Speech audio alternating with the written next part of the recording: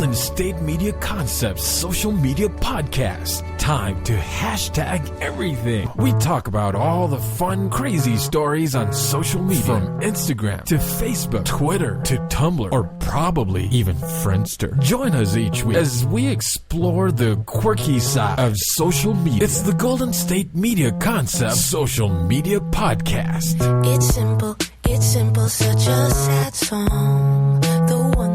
The one that we rely on to get us.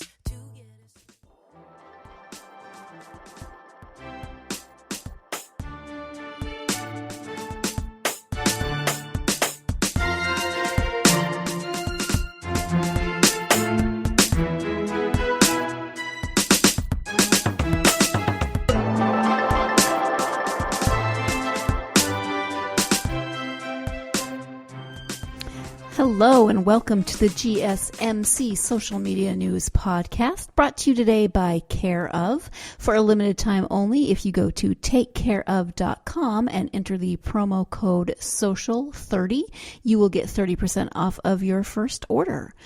So welcome to the Social Media News Podcast. Hope you're having a great day. We are going to talk about some trending topics in this episode.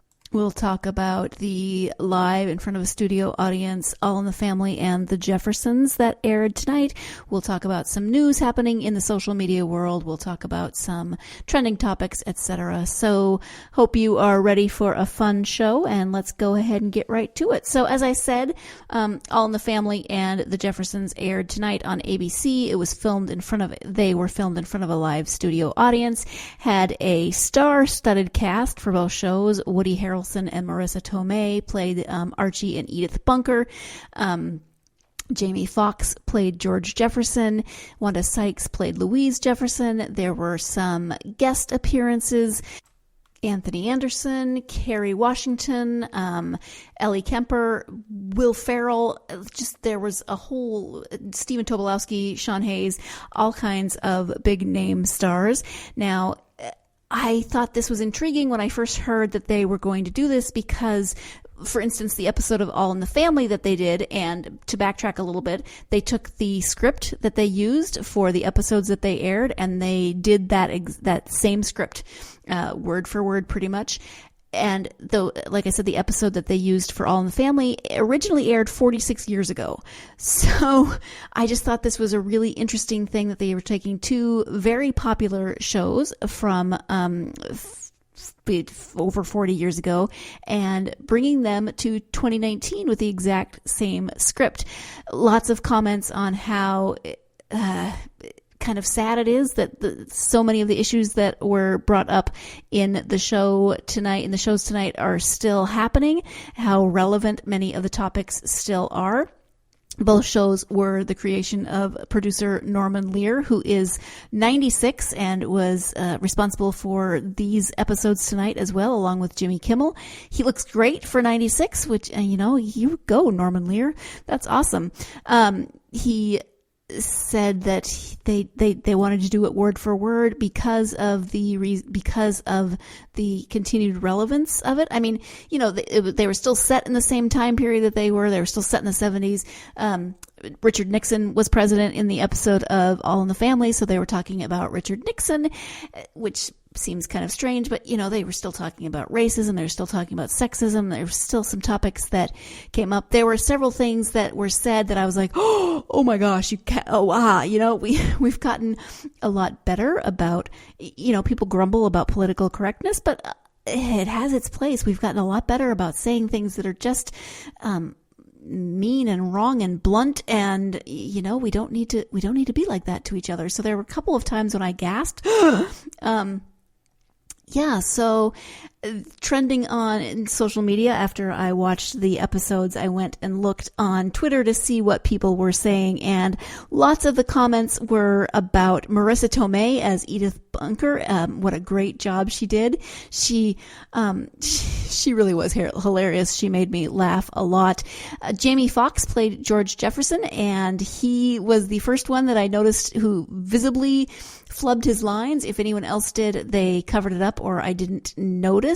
He visibly flubbed his lines, and then he just said, It's live TV. He broke the fourth wall. Lots of tweets about that. He's like, said something about people think their TVs are messing up. Oh shoot. Now I can't think of what the line said. Lots of people tweeted about it.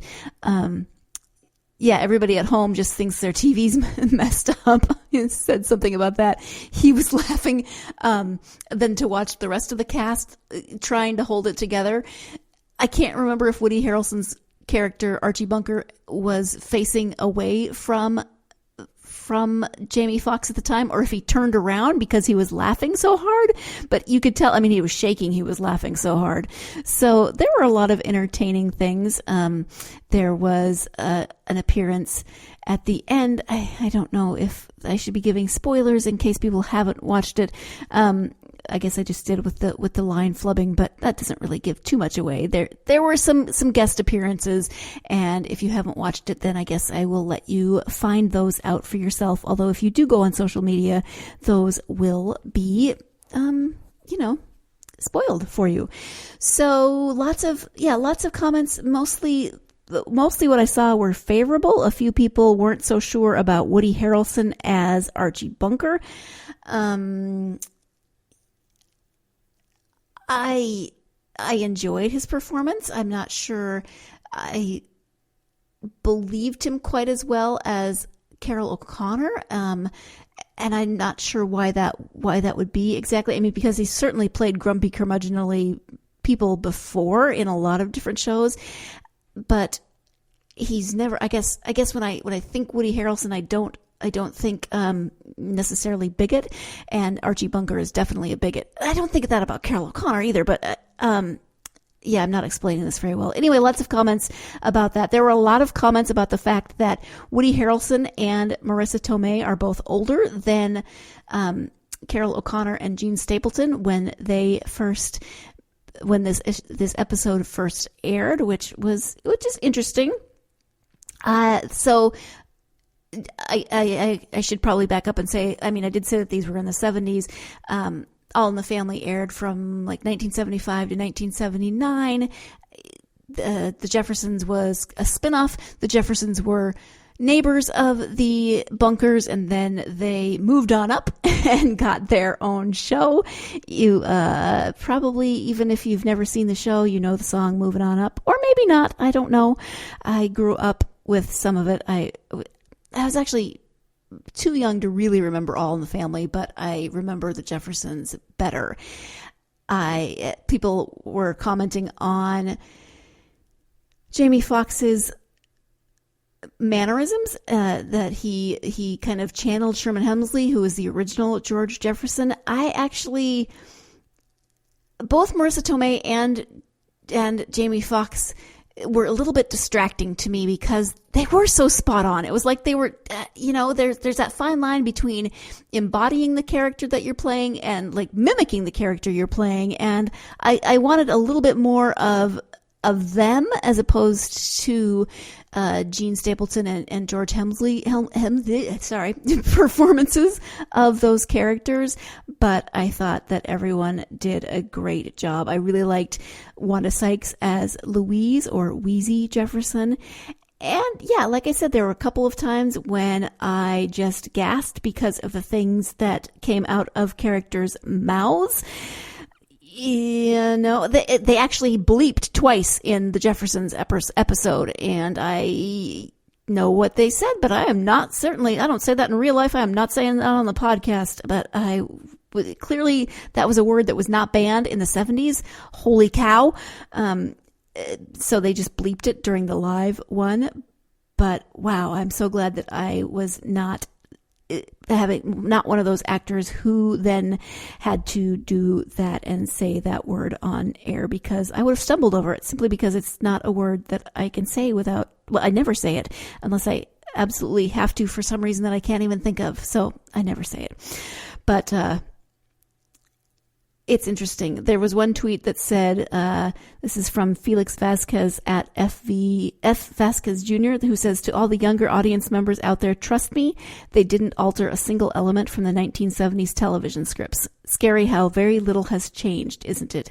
And then the trending hashtags were live in front of a studio audience and All in the Family, and of course the Jeffersons. So just... it was entertaining. I enjoyed it a lot more than I enjoyed some of the live musicals that they've done in the past that always leave me disappointed.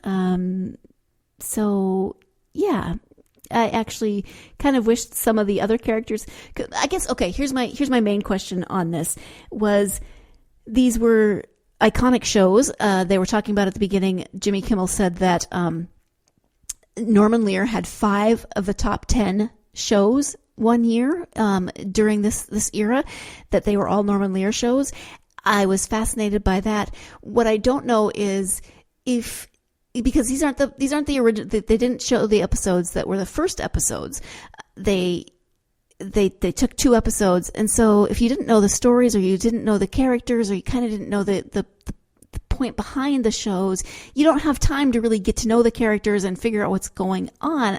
You kind of feel like you're just sort of dropped down in the middle of this, but with different people playing characters. And so that was a little disconcerting for me, but overall, enjoyable experience, definitely trending. And it was fun to read through the tweets and such. Didn't read through them before I watched it because I'm on the West Coast. So there was lots of tweets that would have spoiled some things. So went through them later. It is time to take our first break of the podcast.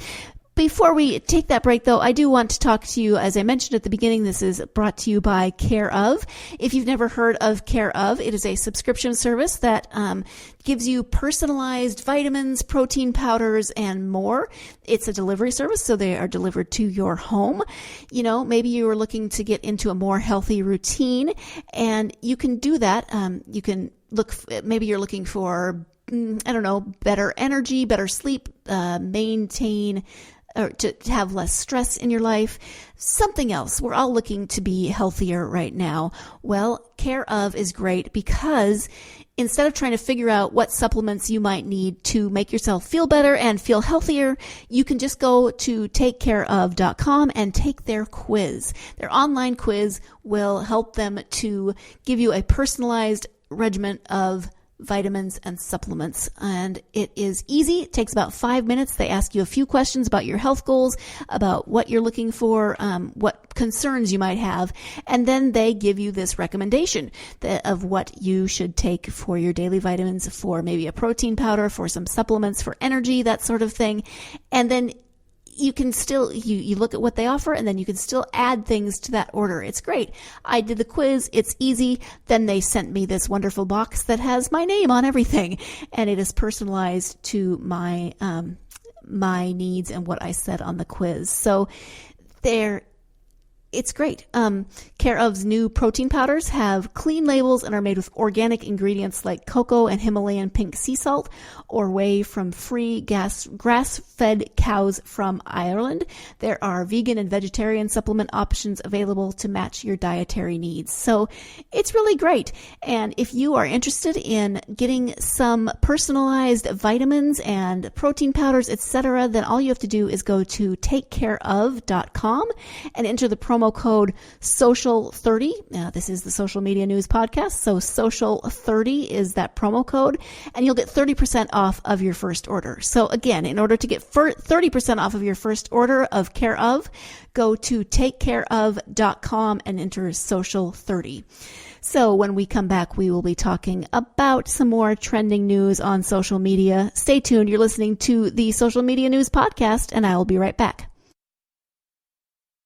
Always on the go, but the day just won't be one without your Hollywood fix. Let Golden State Media Concepts Entertainment Podcast take care of that. An all-inclusive look of pop culture.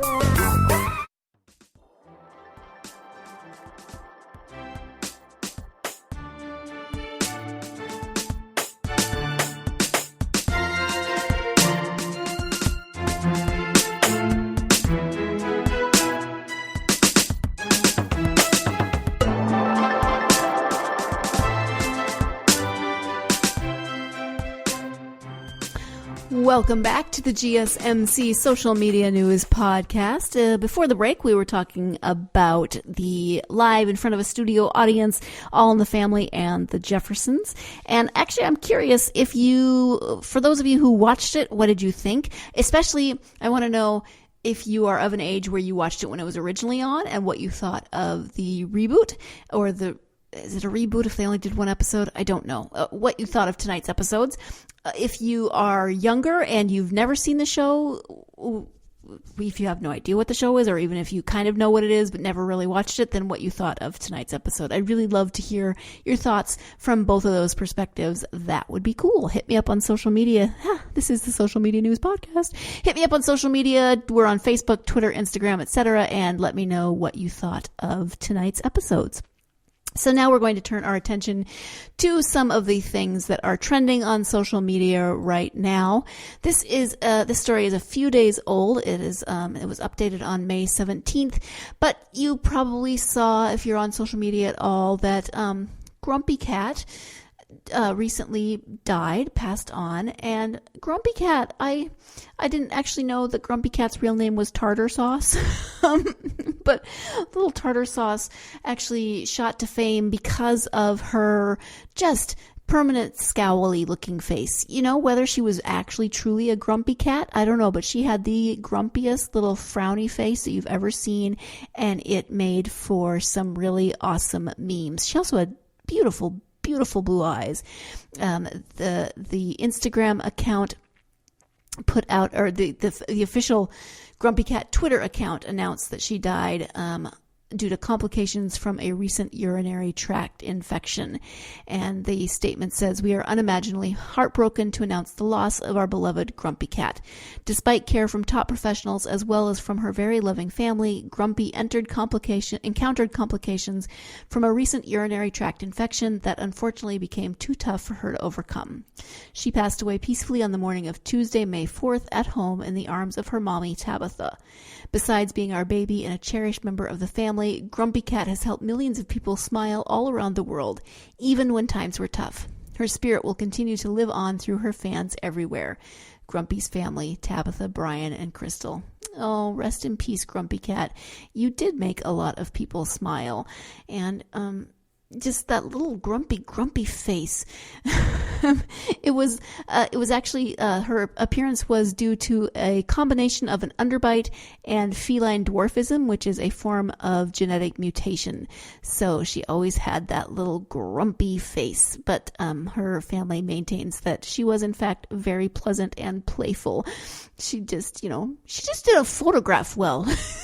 I'm looking at pictures of her right now, and so that face, even though she's grumpy, it still is a face that makes me smile every time I see her little grumpy face. So rest in peace, Grumpy Cat. Moving on from something let's move on from the sadness, and we will move on to Chrissy Teigen, who is on social media a lot, and love her or hate her, she always gets reactions, and she always comes back with some really great comebacks. Well, apparently she tweeted about the finale of The Voice. And if you haven't watched the finale of The Voice, maybe you don't want to listen to this section because Chrissy Teigen was accused of spoiling it. She posted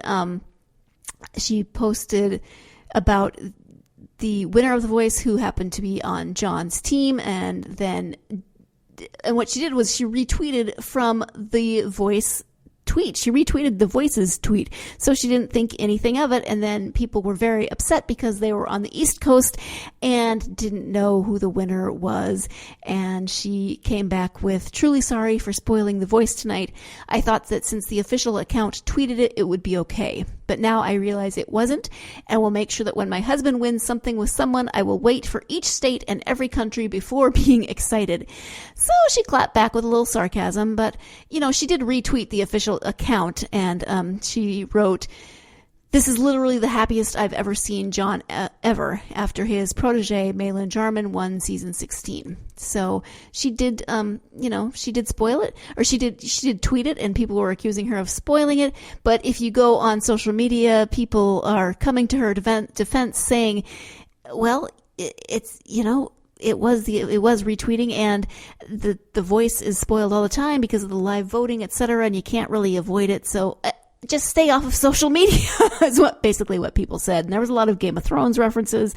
I didn't watch Game of Thrones finale when it aired, so I just stayed off social media. We get very grumpy with spoilers, and then we get very grumpy with people who get grumpy about the spoilers. So, yeah, it's interesting to me how all of these things play out. But I do enjoy Chrissy Teigen. She doesn't shy away from responding to the craziness that is social media, and she's usually pretty entertaining and comes up with some good comebacks. Actually, she's better at coming up with comebacks than I ever am. Usually it's like 20 years later, and then I come up with the perfect comeback of that conversation. So good on you, Chrissy Teigen, for not being the 20-year comeback queen, which is what I would be if I were any kind of comeback queen at all. Moving on to a new topic, and that is, do you remember New Coke? If you were a child of the 80s, do you remember New Coke? Well, New Coke is coming back, which is weird because New Coke was not popular when it came out in the first place. But 34 years after it debuted and then disappeared, New Coke is coming back, and it's because of Stranger Things. Stranger Things, which does such an amazing job of taking everything from the 80s that we remember. They do such a good job of recreating the 80s. And they are going to... The new season launches on July 4th and will take place in the year 1985. That was the year that Coca-Cola came out with New Coke, and people did not like it. It was an example of what one article says: New Coke quickly became an example of misgauging consumer demands and remains a punchline 3.5 decades later. The 12-ounce cans of Coke, made from the same recipe that sparked the 1985 revolt, will go on sale at 5 p.m. Eastern at cokestore.com. They'll be part of a bundle when shoppers buy at least 2 limited edition Stranger Things Coca-Cola or Coke Zero Sugar 8-ounce glass bottles. Do you remember New Coke? If you were a child of the 80s, did you like New Coke? I vaguely remember a few people liking it. Mostly I remember people being annoyed and grumpy by it. I didn't drink soda much as a kid. Well, I drank like Orange Crush, I think is basically all I drank at that point. I once had Coke come out of my nose and couldn't drink it for a very long time after that. So I don't believe I've ever had New Coke, but I do know that people were very grumpy about it. But Stranger Things does a great job of bringing back the 80s, and now they are bringing back the 80s in a new and interesting way, even more new and interesting than they have done before. So thank you, Stranger Things. And I am interested to know what people think of New Coke this time around. It is time to take our second break of the podcast. When we come back, we'll be talking about some news in the social media world. So stay tuned. You're listening to the GSMC Social Media News Podcast, and I will be right back. Tired of searching the vast jungle of podcasts? Now listen close and hear this out. There's a podcast network that covers just about everything that you've been searching. Hey! The Golden State Media Concepts Podcast Network is here. Nothing less than a podcast bliss with endless hours of podcast coverage. From news, sports, music, fashion, cooking, entertainment, fantasy, football, and so much more. So stop lurking around and go straight out to the Golden State Media Concepts Podcast Network. Guaranteed to fill that podcast itch. Whatever it may be. Visit us at www.gsmcpodcast.com. Follow us on Facebook and Twitter, and download us on iTunes, SoundCloud, and Google Play.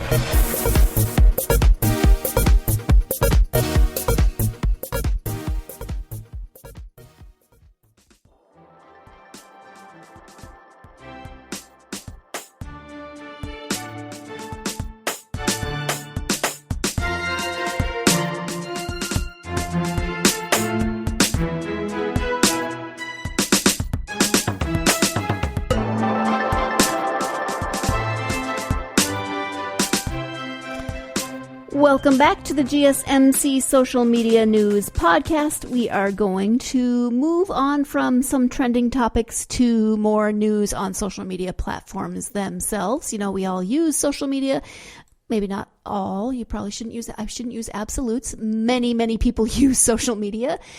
We don't always know what goes on behind the scene. I certainly don't always know what goes on behind the scenes or what is going on in terms of new developments, etc. This story does not shock me. It seems sadly unshocking to me, and this is from socialmediatoday.com, and it says new study shows that misinformation sees significantly more engagement than real news on Facebook. I wish I could say, oh my gosh, really? No, that's terrible. But even from my own personal experience, I could tell you that that's true. The fact that so many people do not fact check anything before they share it, before they comment on it, etc., is not surprising to me. So, the article says that one of the more concerning shifts of recent times has been the way in which social platforms have become distribution tools for fake news and reports, amplifying real-life movements based on the sharing and resharing of misinformation and outright lies.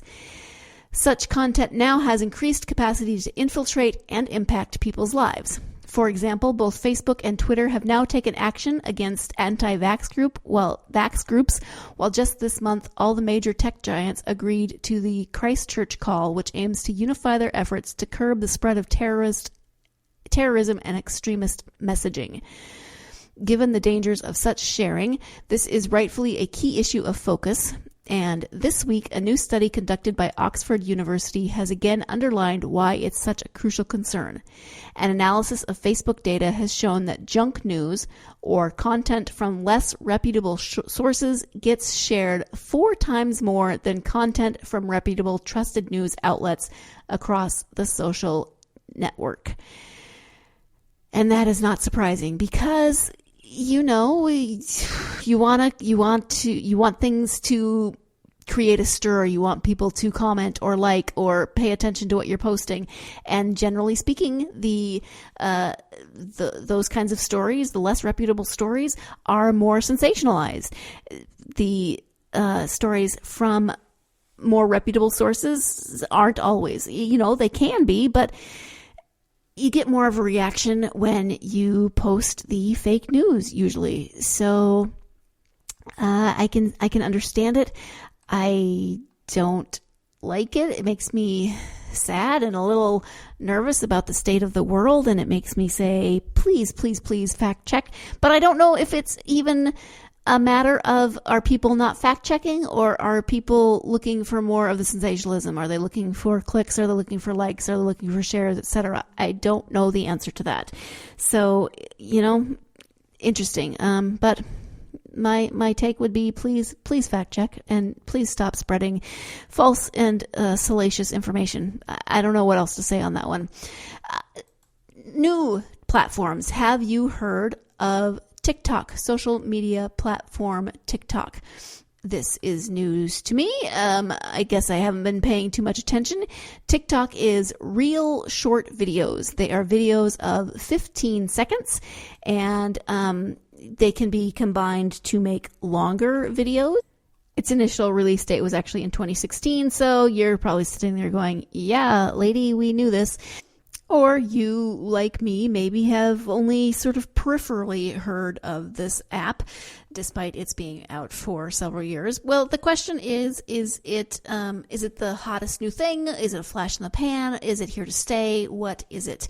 And there's been a lot of conversations about this. There was even a Twitter conversation on social media today about that was everything that you need to know about TikTok, asking just these questions. You know, is what makes the platform so successful? Is it here to stay? Is it just a trend?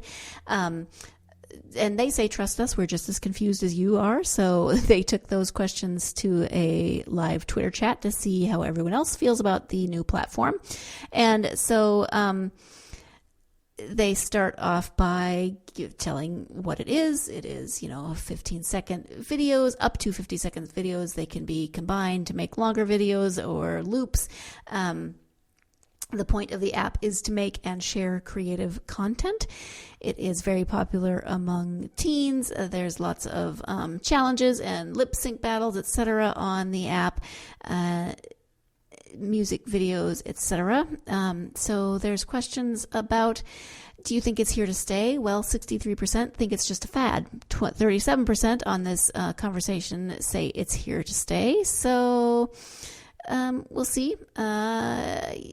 We'll see if that is correct. They then asked who uses TikTok. Who are TikTok's people, and is your audience there? The short answer is it depends. Okay, so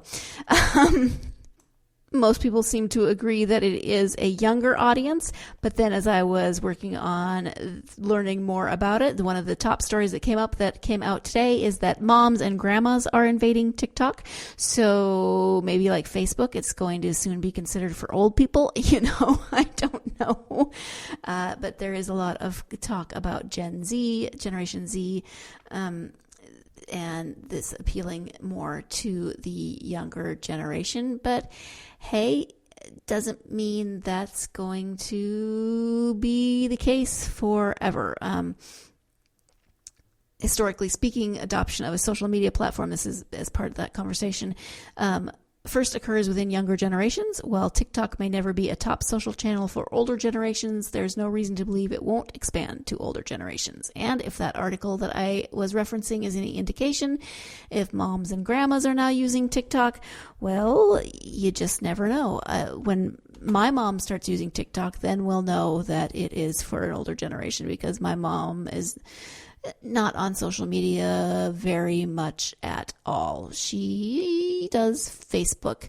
That